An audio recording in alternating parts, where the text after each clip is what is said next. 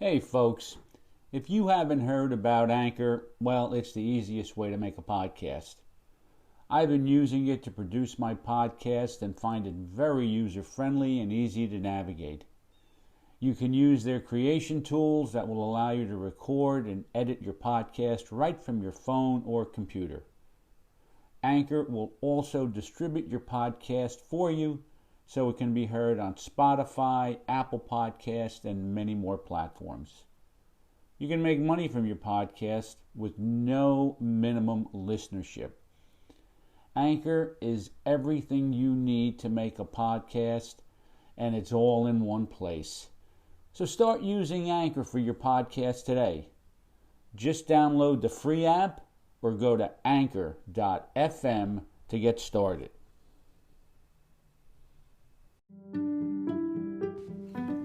Well, hi, everybody, and welcome to Anti-Bullying 101. This podcast is designed to create awareness about the bullying epidemic and provide teachers, administrators, parents, and even students information about the dangers of bullying and why we have to take a comprehensive approach when dealing with the problem. My name is Jim Burns. I'm your host. I'm a retired high school administrator with over 40 years of experience in education. Currently, I'm a college instructor, and I've designed the Bully Proof Classroom, a graduate course that provides my students with permanent help, not temporary relief, as they battle the bullying epidemic. Enjoyed the podcast, everybody.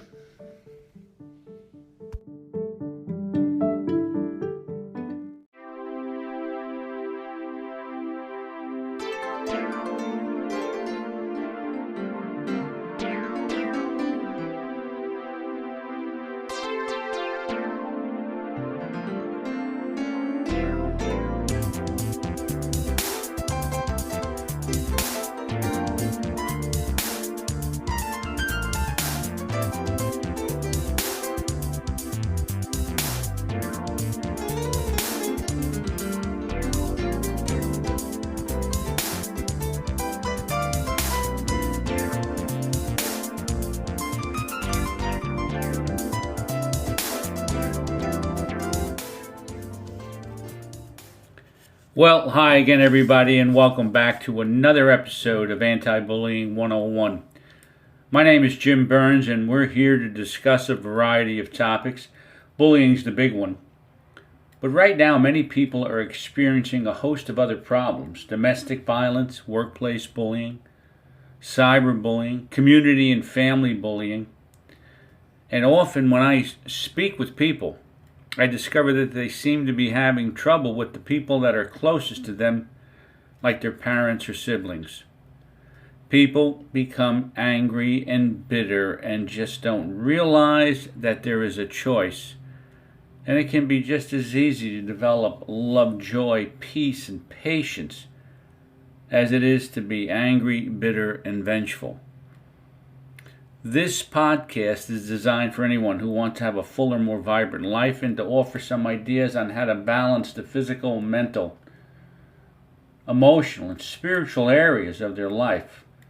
But we are Anti-Bullying 101, and it's truly my hope that we can help everyone live a life without the fear of harassment, intimidation, and bullying. Well, welcome back, folks, to Anti-Bullying 101.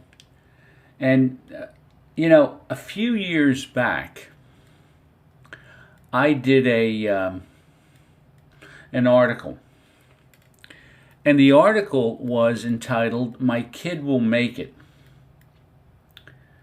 And it was really about the unrealistic expectations that were placed on kids who were basically mediocre baseball, football, or basketball players, but because of either the town that they lived in or who they played against, they became a big fish in a small pond, and everyone expected them to make the major leagues or professional football or basketball.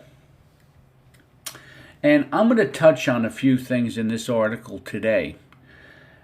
I don't question whether or not there are bigger fish to fry in this world right now.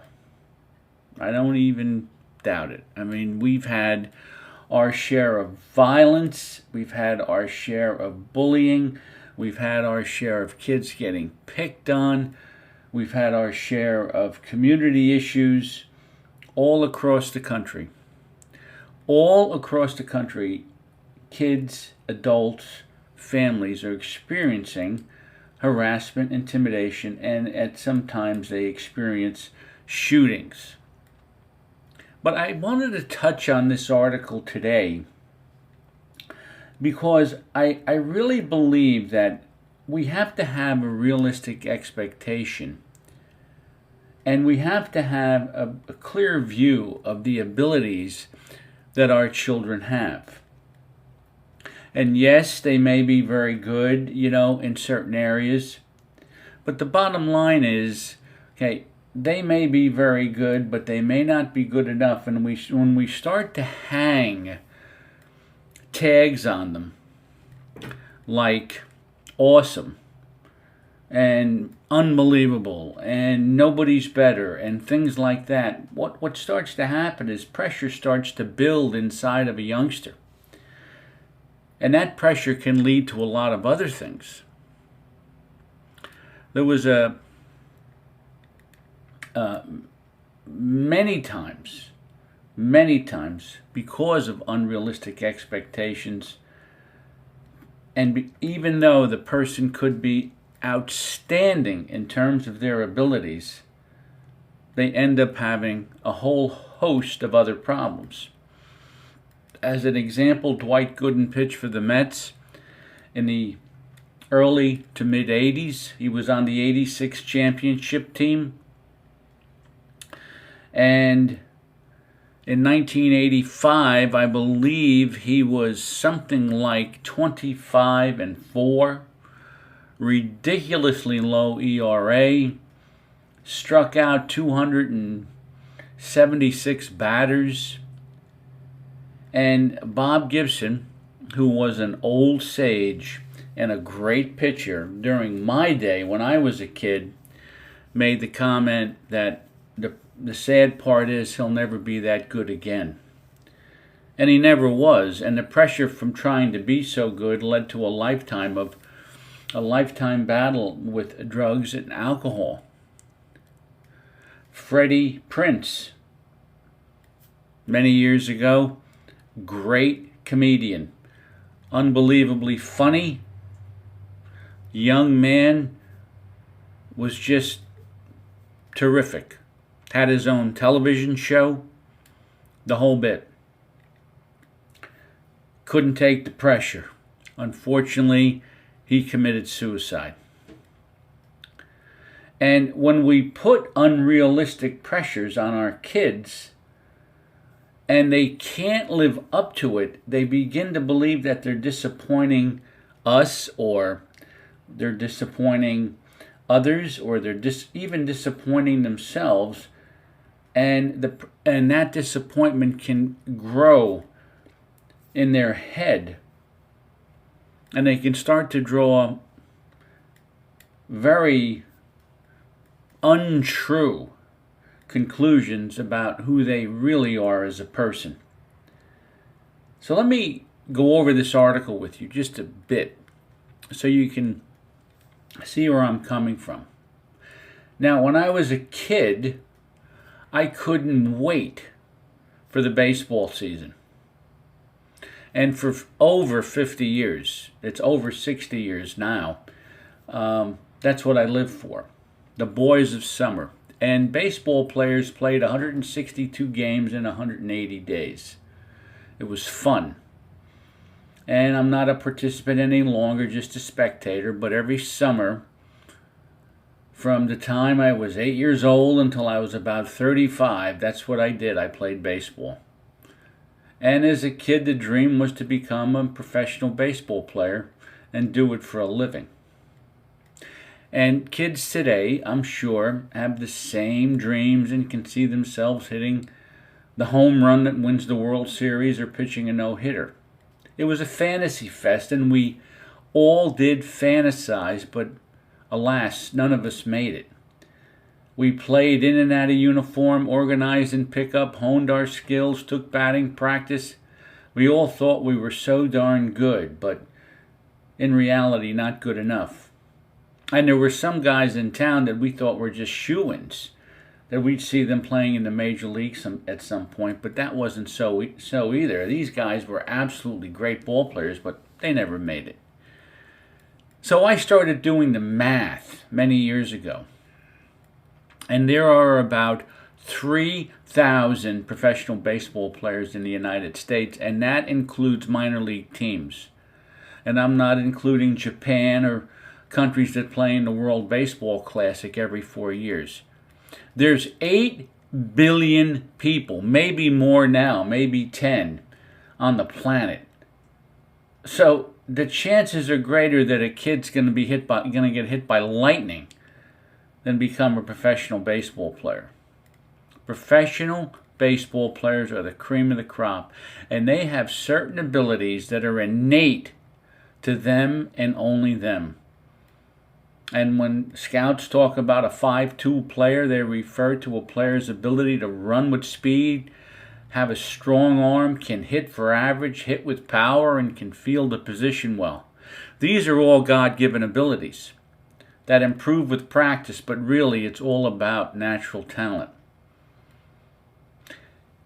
And I'm not too concerned about teenagers understanding those numbers. I think they do, but I don't think that the parents have a clear understanding of those statistics, and furthermore believe that their kid is going to be the next Mickey Mantle.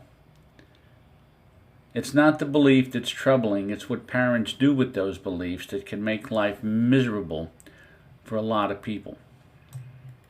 So let's be clear. Coaches coach, parents parent, and players play. Any time these three things get commingled and they start stepping on each other's toes, it's a recipe for disaster with the player losing, and I don't mean the game. Let's take a look at what happens when each person in the group above doesn't know how to do their job and creates unrealistic expectations and start telling others how to do their job. Okay? So let's just take a look at coaches. Okay? Coaching, my friends, can be tougher than teaching. When teachers teach, they're in a classroom with students, and unless they're being observed by an administrator, no one is really watching. A coach during a game and at times during practice could be watched by a large portion of the community in which they work. They do this job at times for little or no money. They invest hours of their time into trying to help improve the athletic ability of someone else's kids, and can be very underappreciated and criticized unmercifully by parents and at times by their own players. And that happens a lot. And that's scary. And this is why it's very difficult for people to want to get in and coach either in Little League or in high school or in middle school or community leagues, because they are under a continuous microscope. Now, parents, I might add, who have unrealistic expectations of their own child's ability and talent. And I realize that parents are required to read and sign the handbook that lays out the rules for participation. And they should realize that their place during games. But all too often in communities where sports is the centerpiece, parents continuously discuss the coach and sadly hold these conversations within earshot of their children. The coach becomes the object of rumors and gossip, is placed under terrible scrutiny, And there are parents who are just chomping at the bit for the coach to provide them the evidence to support their belief. And this all starts because of an agenda of a few disgruntled parents who believe that their kids should play every game, even if their kid's not the best pitching choice for that game that day. Teachers are hired for their expertise in a subject area and are left alone to deliver content to the students. When they are allowed to call upon their own creativity and don't feel intimidated by parents and potentially administration, they feel more confident and relaxed when they're doing their job. Coaches are hired to coach, and they need to be left alone to deliver their expertise to the players. You see the point here? Teachers are in a classroom, they deliver the content, they're left alone. You don't have a group of parents watching them teach. However, on a coaching field, everybody's watching, including the community, and it leaves the coach wide open for ridicule and criticism. Parents who interfere with the coach while he or she is doing their job place undue pressure on him or her and rob the players of the joy of competition and camaraderie. So if you're a parent right now, do your kid a favor and leave the coach alone.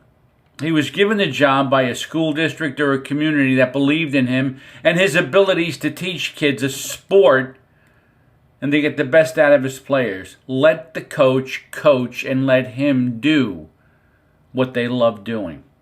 Get the hell out of the way. Just get out of the way. Because if you don't, you're going to communicate a very poor message to your child, and he will then begin, or she will then begin, to believe that it's okay to criticize the coach.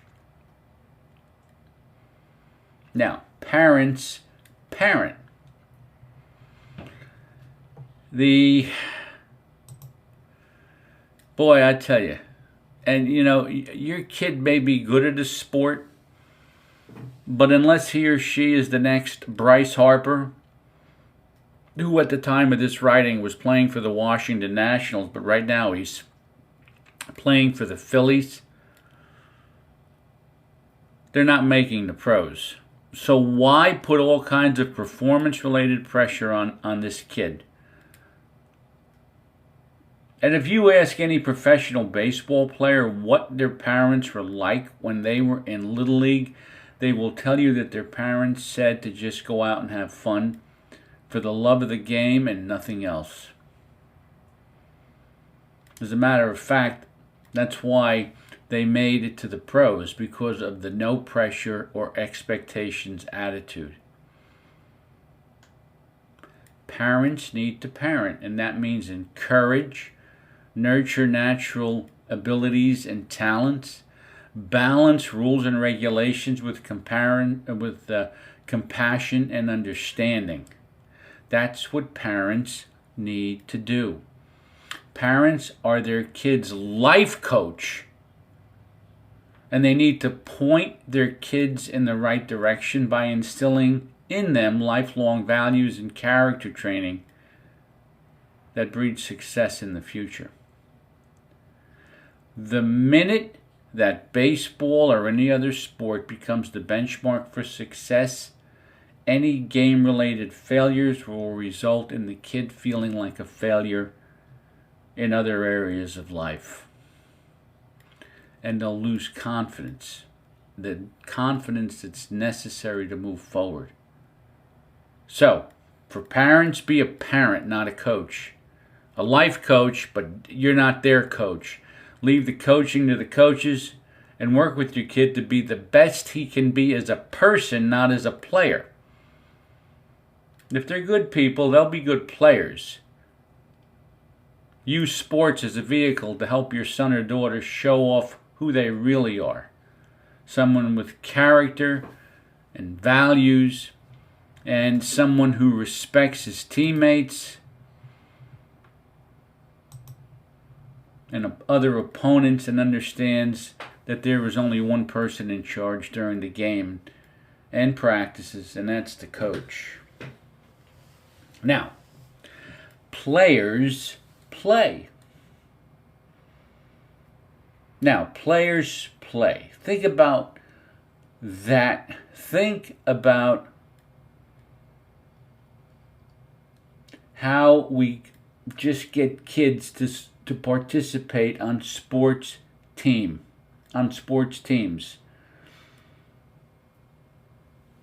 Players play, not workers play. What does it mean to play?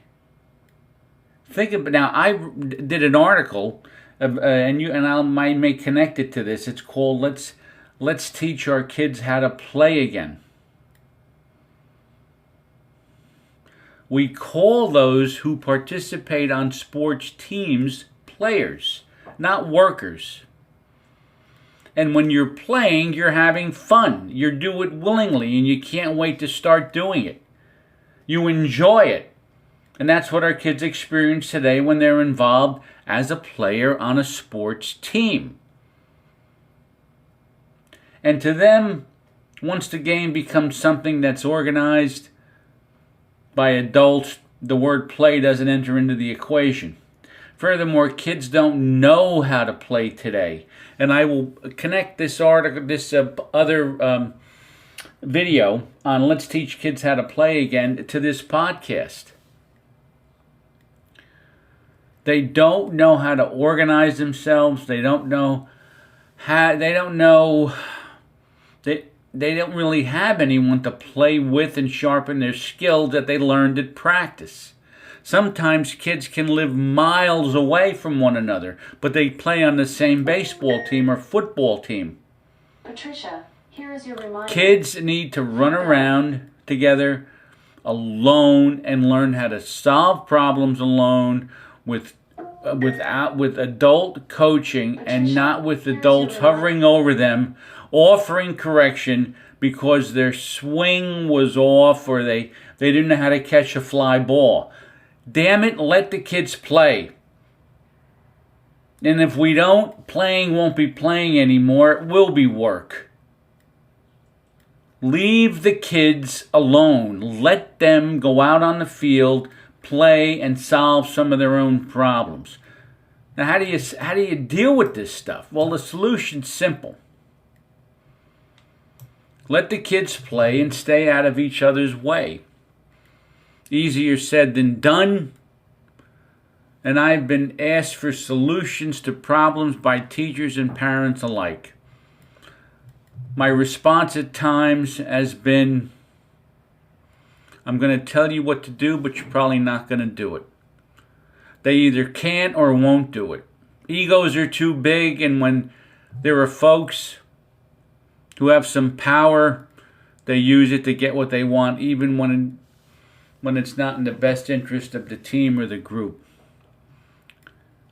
School districts and communities are controlled by the minority who don't always want what's best for a group. Sometimes parents don't always want what's best for their own kid, and they live vicariously through them, hoping that they will somehow bring completion to their own unfinished life.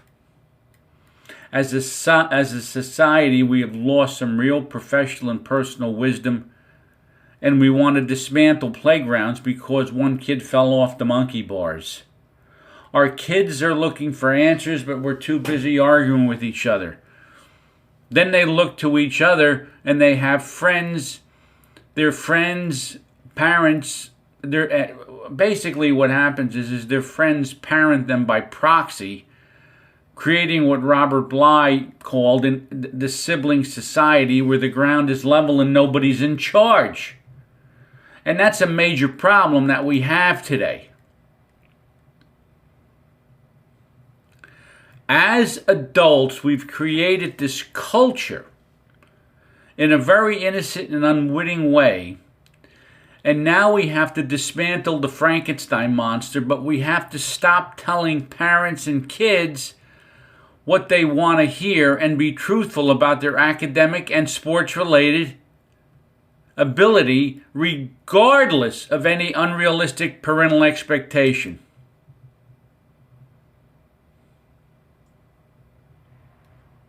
Billy Beane of Moneyball fame was drafted in the first round by the New York Mets right out of high school. He was identified by scouts as a 5-tool player. Remember, we talked about that earlier. He played for a short time in the major leagues and then went into scouting. He never made it as a player, but became a successful general manager of the Oakland Athletics. He was successful, but not as the player that everyone thought he would be. When Bryce Harper made it to the pros as an outfielder for the Washington Nationals, Davey Johnson, the manager of the team, asked him how he felt. Harper responded, "This is the most relaxed I've ever been my entire life." Harper knew that he was hit by lightning and that he was the 1 in 8 billion who became a professional baseball player. He truly did make it. Everyone else will have to just keep on trying, but in reality, all kids have the potential to be great people, but not professional athletes. Even if kids get a scholarship, and they're all state in their sport, there'll always be a big fish in a small pond, so let the kids have fun. Let the coaches coach. Let's help parents understand how unrealistic expectations can do more harm than good. Now, let me just go over this briefly with you. My name is Jim Burns. You're listening to Anti-Bullying 101. And that was quite a long article. But the point that I wanted to make here is pressure can do tremendous harm to a kid. And kids need to be able to play. We need to teach kids how to play again and enjoy life. Kids don't need to grow up fast. Kids don't need to be parentified. Kids don't need to have greater responsibilities at ages that are inappropriate. They don't need that. What they need is an opportunity to enjoy life. They need to be kids. They need to be held accountable. They need to be surrounded by people who practice rules and regulations and compassion and understanding. They might be pretty good at certain things, and that's when we should let them have fun with those certain things and not put them in a position where they feel as if they have to please an entire school, a family, a community, because of their abilities. Let the kids have fun. Let them do what they do best. They play.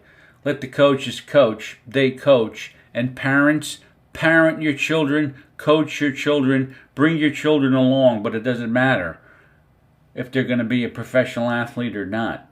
What matters is the character they have as people and as individuals. That's what'll get them through life. My name is Jim Burns. You've been listening to Anti-Bullying 101.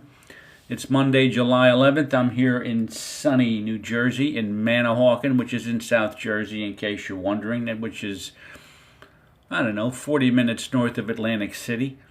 It's 1:22 in the afternoon. I had a great time speaking to you. I know I read the article. Okay, so I read it. But the bottom line is, I'm making my point here. And again, we've got a lot of much bigger fish to fry. Much bigger. But the bottom line is we can do this together.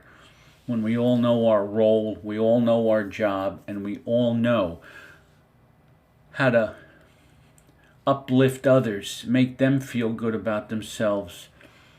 If there's any virtue, if there's any praise, let's do those things rather than tearing people down. Let's do what we have to do to create successful young people And sometimes what we have to do is we got to work with people who are a little older and help them become successful as well. Once again, my name is Jim Burns. Thanks for listening to Anti-Bullying 101.